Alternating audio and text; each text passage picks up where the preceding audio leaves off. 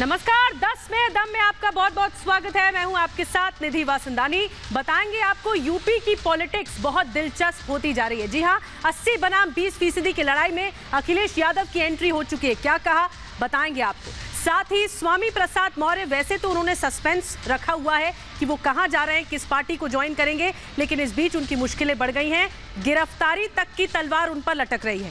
तीसरी बड़ी खबर आपको बताएंगे, प्रधानमंत्री सुरक्षा में जो लापरवाही का मामला सामने आया था, उसको लेकर अब जांच के जरिए ही सच सामने आएगा। और चौथी बड़ी बात, तैयार रहिए, आने वाले समय में टीआरपी आने वाली है, न्यूज चैनल्स की रेटिंग्स आने वाली है। लेकिन शुरुआत रोज की तरह हम कू ऐप यूजर्स के लिए सवाल के साथ करते हैं। तो जल्दी से देख लीजिए आज का सवाल क्या है, जिस पर आपको अपना ओपिनियन, अपना मत रखना है। पंजाब में प्रधानमंत्री मोदी के खिलाफ खूनी साजिश क्या रची गई थी, ये आज का सवाल है। अभी जाइए कू ऐप पर, रखिए अपने विचार। शो के अंत में, 10 में दम के अंत में इसका जो रिजल्ट होगा हम आप तक पहुंचाएंगे। तो सबसे बड़ा सवाल आज यूपी की पॉलिटिक्स में ये हो गया है, चुनाव के मुहाने पर सब हम खड़े हुए हैं, लेकिन बड़ा सवाल ये कि यूपी की 80% जनता किसके साथ है। जी हां, सब अपना अपना दावा ठोक रहे हैं। योगी आदित्यनाथ ने कह दिया कि 80 बनाम 20% की लड़ाई है।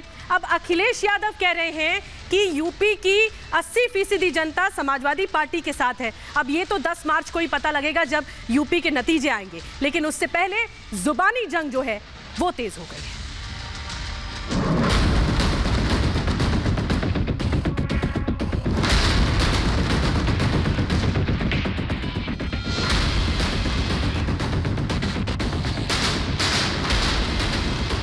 मिशन 2022 की लड़ाई 80 बनाम 20 पर आई। आज 80% वोट समाजवादी पार्टी और गठबंधन जितने सहयोगी दल उनके साथ है। 80% सकारात्मक ऊर्जा के साथ आगे बढ़ेंगे। 20% हमेशा विरोध किए हैं, विरोध करेंगे।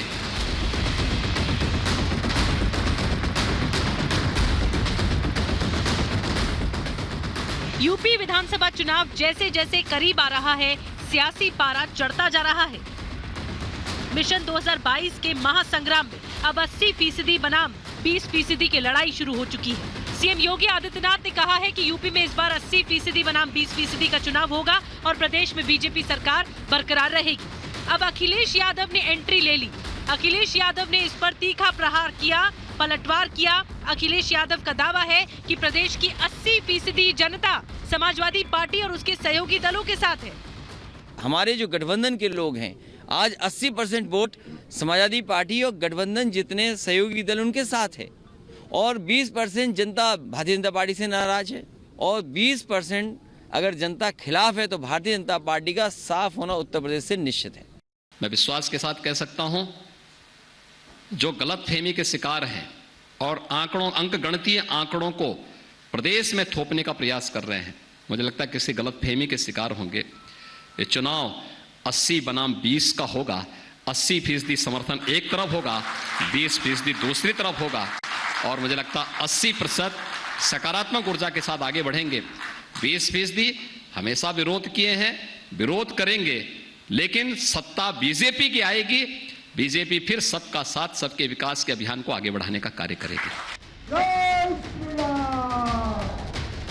सवाल यह है कि वो 80% कौन है जिस पर सीएम योगी और अखिलेश यादव दोनों अपना अपना दावा ठोक रहे हैं। विपक्ष का आरोप है कि सीएम योगी बहुसंख्यक और अल्पसंख्यक वोटों के बीच ध्रुवीकरण पैदा करना चाहते हैं। अखिलेश यादव ने कहा कि यूपी की जनता नेगेटिव पॉलिटिक्स और भेदभाव की राजनीति से थक चुकी है, इसीलिए अब एसपी बदलाव और प्रोग्रेसिव पॉलिटिक्स के जरिए लोगों को जोड़ने का काम कर रही है। उत्तर प्रदेश की जनता नेगेटिव पॉलिटिक्स से थक गई है। उत्तर प्रदेश की जनता लगातार जिस तरीके से भेदभाव की राजनीति हो रही थी, उत्तर प्रदेश की जनता ने देखा है कि किस तरीके से नफरत की राजनीति हुई है, शोषण की राजनीति हुई है, लोग अपमानित हुए हैं। इस सब बदलाव के लिए, प्रोग्रेसिव पॉलिटिक्स के लिए, एक पॉजिटिव पॉलिटिक्स के लिए, और समाजवादी पार्टी की कोशिश है लोगों को साथ लाने का काम कर रहे हैं, लोगों को मिलाने का काम कर रहे हैं। 2022 में यूपी की सियासी जमीन पर मुख्य मुकाबला बीजेपी और समाजवादी पार्टी के बीच होने वाला है। इसीलिए अखिलेश यादव किसी भी मामले में सीएम योगी से 19 नहीं रहना चाहते। जब सीएम योगी ने चुनाव लड़ने का ऐलान किया तो उसके फौरन बाद अखिलेश ने भी कहा कि पार्टी चाहेगी तो वो चुनाव लड़ने के लिए तैयार है। अब जब सीएम योगी ने चुनाव को 80 बनाम 20 बता दिया तो इस मोर्चे पर भी अखिलेश यादव खुद को पीछे नहीं रखना चाहते और यही वजह है कि अब वो प्रदेश की 80% वोटों पर अपना दावा ठोकते हुए नजर आ रहे हैं। Bureau report, Republic Bharat. वैसे सिंपल सा गणित है, 80% वोटर जिसके साथ होगा सरकार सूबे में उसी की बनेगी। बहरहाल पलायन पॉलिटिक्स भी इस बीच जारी है। उम्मीदवार अपना टिकट कटने से बचने के लिए लगातार दल बदल कर रहे हैं, यानी एक पार्टी से दूसरी पार्टी में पलायन कर रहे हैं। और इस बीच आपको ये भी बता दें कि कई ऐसे नेता हैं जो पलायन तो कर रहे हैं, लेकिन जो सियासी दल हैं वो भी उन्हें भुनाने की पूरी कोशिश कर रहे हैं।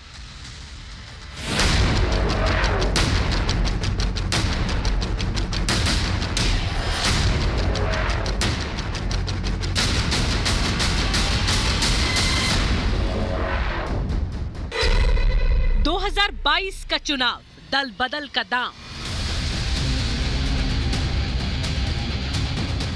यूपी चुनाव से पहले सियासी पार्टियों में भगदड़ मच गई है। जिन नेताओं को अपना टिकट कटने का खतरा सता रहा है वो दूसरी पार्टियों में मौका तलाश रहे हैं।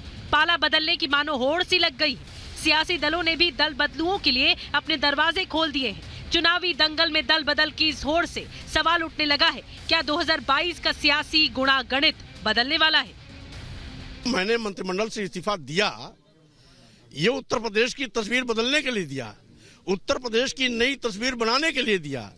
हमारे इस निर्णय से किसी की तस्वीर बिगड़ेगी और किसी की तस्वीर बनेगी। बीजेपी से अलग होने के बाद स्वामी प्रसाद मौर्य किस पार्टी का दामन थामेंगे, इसको लेकर उनका दावा है उनके फैसले से बहुत कुछ बदलने वाला है। हालांकि किस तरह का बदलाव होगा इस पर फिलहाल वो मौन है। अटकलें लगाई जा रही हैं, स्वामी प्रसाद मौर्य एसपी में शामिल हो सकते हैं। उनके अलावा ब्रजेश प्रजापति विधायक तिंदवारी, रोशन लाल वर्मा विधायक तिलहर, भगवती प्रसाद सागर विधायक बिल्लौर भी समाजवादी पार्टी में शामिल हो सकते हैं। ब्रजेश प्रजापति, रोशन लाल और भगवती प्रसाद के अलावा एक और बीजेपी विधायक ने पार्टी छोड़ दी। मुजफ्फरनगर की मीरापुर सीट से विधायक अवतार सिंह बडाना ने जयंत चौधरी से मिलकर आरएलडी का दामन थाम लिया। बीजेपी के नेता दूसरी पार्टियों में जा रहे हैं तो सपा और कांग्रेस से आए विधायक और नेताओं का स्वागत बीजेपी कार्यालय में हो रहा है। मुलायम सिंह यादव के समधी हरिओम यादव ने बीजेपी का दामन थाम लिया।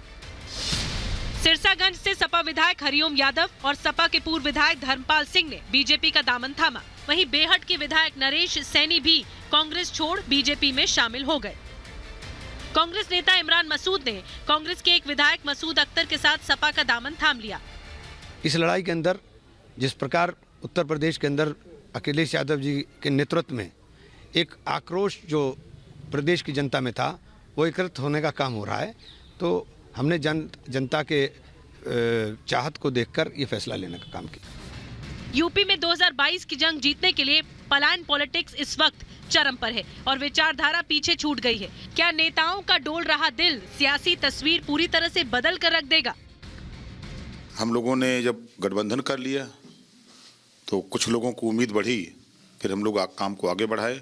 फिर उसके बाद जो बात आप लोगों के सामने हमने कहा कि अभी तो ये झांकी है, अभी पूरा खेल बाकी है। कई साथी साथ में है ना, तो 14 तारीख को एक साथ धमाका हो। बीजेपी पालने में पैदा हुई पार्टी है क्या कि एक परिवार के पालने में कोई पैदा हुआ और उसने पार्टी बना ली? बीजेपी जो है वो गांव, गरीब, किसान, खेत खलिहान से संघर्ष करके करोड़ों कार्यकर्ताओं द्वारा गढ़ी गई, बनाई गई पार्टी है। और इस पार्टी में न कभी हड़कंप मचा है, न कभी हड़कंप मच सकता है, क्योंकि ये पार्टी जो है वो कार्यकर्ताओं की पार्टी है। हालांकि ये पहली बार नहीं है, हर चुनाव से पहले ऐसी तस्वीरें देखने को मिलती हैं, जब नेता अपने फायदे के लिए पुरानी पार्टी छोड़कर नई का दामन थाम लेते हैं। देखना दिलचस्प होगा कि 2022 के चुनाव में दल बदल की राजनीति का कितना असर दिखता है। Bureau report, Republic Bharat. वैसे तो अभी तक अपनी नई सियासी पारी का खुलकर ऐलान तक स्वामी प्रसाद मौर्य ने नहीं किया है, लेकिन मुश्किलों में फंस गए हैं। गिरफ्तारी तक की तलवार स्वामी प्रसाद मौर्य पर लटक रही है। आखिर ऐसा हुआ क्या है? नौबत इस हद तक क्यों आ गई? देखिए जरा।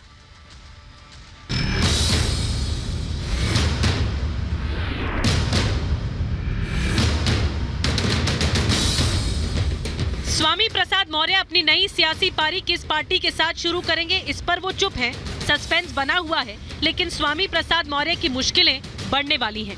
स्वामी प्रसाद मौर्य के खिलाफ 7 साल पुराने केस में गिरफ्तारी का वारंट जारी हो चुका है। स्वामी प्रसाद मौर्य पर 7 साल पहले सांप्रदायिक भावना भड़काने का आरोप लगा था। MP MLA कोर्ट ने इस केस में उन्हें 24 जनवरी को पेश होने का आदेश दिया है। 7 साल से ये मुकदमा चल रहा है। वारंट जारी होने के बाद जब स्वामी मौर्य से पूछा गया तो वो हंसते हुए कह गए, ये सब तो होता रहेगा, अभी और भी बहुत कुछ होगा। और ये जो मैंने मंत्रिमंडल से इस्तीफा दिया, ये उत्तर प्रदेश की तस्वीर बदलने के लिए दिया, उत्तर प्रदेश की नई तस्वीर बनाने के लिए दिया। हमारे इस निर्णय से किसी की तस्वीर बिगड़ेगी और किसी की तस्वीर बनेगी। मामला दरअसल 2014 का है, जब स्वामी प्रसाद मौर्य बहुजन समाज पार्टी में थे। आरोप है कि उन्होंने हिंदू देवी देवताओं के खिलाफ आपत्तिजनक टिप्पणी की थी। इस मामले में वारंट नया नहीं है, ये पहले से जारी हुआ था। साल 2016 में स्टे लग गया था। 12 जनवरी को स्वामी प्रसाद मौर्य को MP MLA अदालत में पेश होना था, लेकिन स्वामी हाजिर नहीं हुए।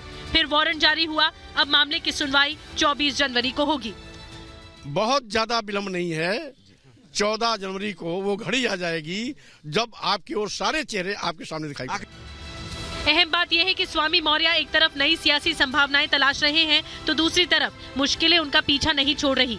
अगर स्वामी प्रसाद मौर्य इस 7 साल पुराने मामले में पेश नहीं हुए तो गिरफ्तारी भी हो सकती है। Bureau report, Republic Bharat.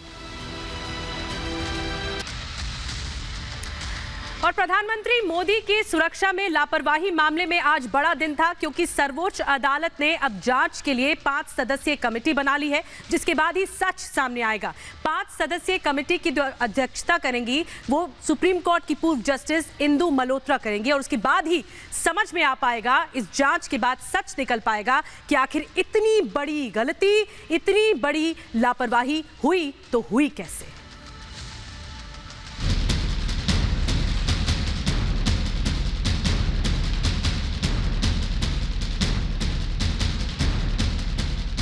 Punjab में प्रधानमंत्री मोदी की सुरक्षा में चूक कैसे हुई?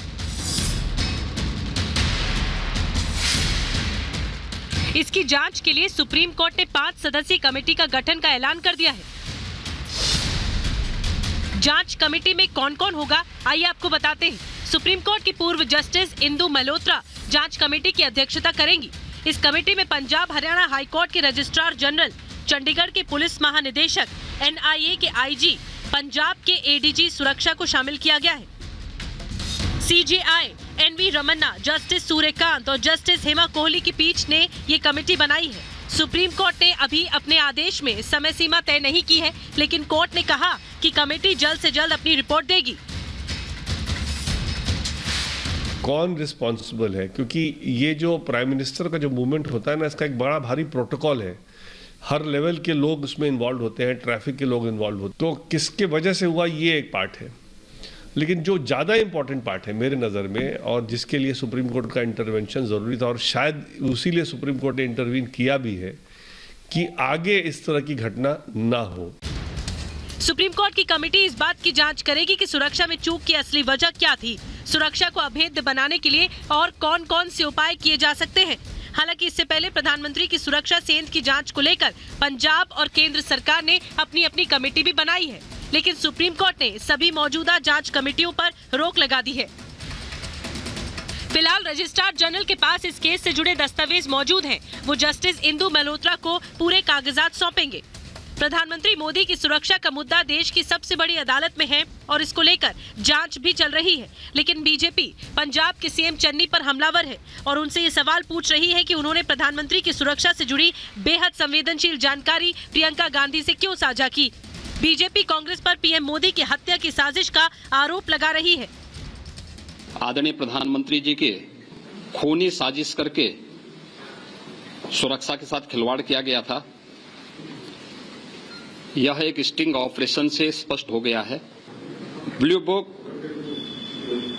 और प्रोटोकॉल के तहत भी सुरक्षा के जिन सामान्य नियमों का पालन पंजाब सरकार को करना चाहिए था, उस सामान्य शिष्टाचार और प्रोटोकॉल का भी पालन पंजाब की सरकार ने नहीं किया था। डीजीपी ने क्यों पूरी की पूरी व्यवस्था और रूट सुरक्षित है, ऐसा संदेश प्रधानमंत्री जी की सुरक्षा टीम को दिया। पंजाब के आला अधिकारियों को कांग्रेस की सरकार के किस नेता ने आदेश दिया कि पंजाब में प्रधानमंत्री की सुरक्षा को खंडित किया जाए? पंजाब में विधानसभा चुनावों का ऐलान हो चुका है और सियासी घमासान पूरे चरम पर है। प्रधानमंत्री मोदी को पंजाब में सुरक्षा न दे पाने के मामले पर चन्नी सरकार सभी पार्टियों के निशाने पर है। यहां तक कि उनकी पार्टी के नेता भी उनके खिलाफ खुलकर बोल चुके हैं। ऐसे में अगले कुछ समय तक इस मुद्दे पर सियासी लड़ाई थमती नजर नहीं आ रही है। Bureau report, Republic Bharat.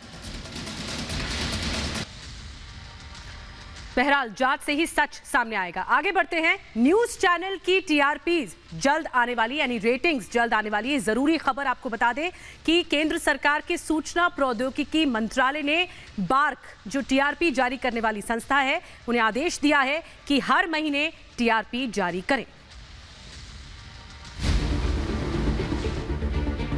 News channels की रेटिंग जल्द आने वाली है। सूचना प्रसारण मंत्रालय ने न्यूज चैनल्स की टीआरपी जारी करने वाली संस्था बार्क यानी ब्रॉडकास्ट ऑडियंस रिसर्च काउंसिल को कहा है न्यूज चैनल की टीआरपी हर महीने जारी की जाए।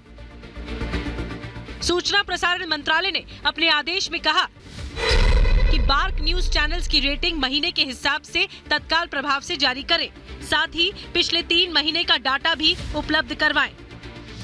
नए निर्देशों के मुताबिक अब न्यूज चैनल की टीआरपी 4 हफ्तों में एक बार जारी होगी, यानी महीने में एक बार। मंत्रालय ने एक कार्यकारी ग्रुप भी बनाया है जिसकी अध्यक्षता प्रसार भारती के सीईओ करेंगे, जो टीआरपी कमेटी को लेकर रिपोर्ट बनी है या फिर ट्राई की सिफारिशों और नए प्रस्तावों पर काम को देखेंगे। दरअसल 28 अप्रैल 2020 को टीआरपी कमेटी की रिपोर्ट और ट्राई ने अपनी सिफारिशें दी थी, जिसके बाद बार्क ने टीआरपी जारी करने को लेकर कोशिश आगे बढ़ाई। इन सिफारिशों में टीआरपी के नियमों, प्रोटोकॉल और तमाम मानकों को रिवाइज करने की बात कही गई है। साथ ही नियमों को सख्त करने की बात भी कही गई है। प्रस्तावों में बदलाव को लेकर बार्क का कहना है टीआरपी के नए प्रपोजल्स को लेकर हम अलग अलग क्षेत्रों में जा रहे हैं ताकि टीआरपी के नए नियमों के साथ लोगों तक पहुंच बढ़ा सके। Bureau report, Republic Bharat.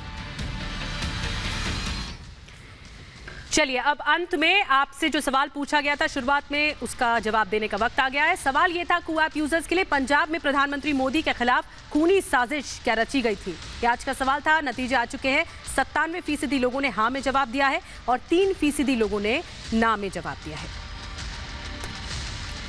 तो इसी के साथ 10 में दम में आज के लिए बस इतना ही। नमस्कार।